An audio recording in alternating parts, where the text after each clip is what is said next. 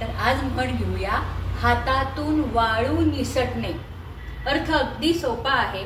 महत्वाची वेळ निघून जाणे किंवा महत्वाची संधी गमावणे. आता उदाहरण सांगते हा. कंपनीच्या बोर्ड्स ऑफ डायरेक्टरची मीटिंग होती.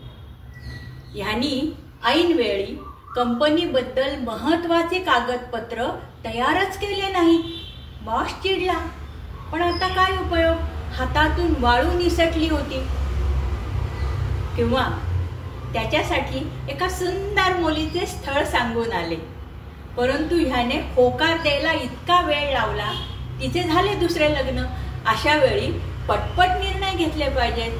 वेळ घालून काय उपयोग, हातातून वाळू निसटून गेली. किंवा तो एक उदयोन्मुख शेतकी पदवीधर होता. त्यांनी एका दुर्मिळ वनस्पतींची शेती केली, परंतु वेळच्या वेळी खते देणे किंवा कीटकनाशक फवारणे हे करायचेच राहिले.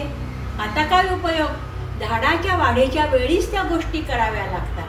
हातातून तर आता वाळू निसटली.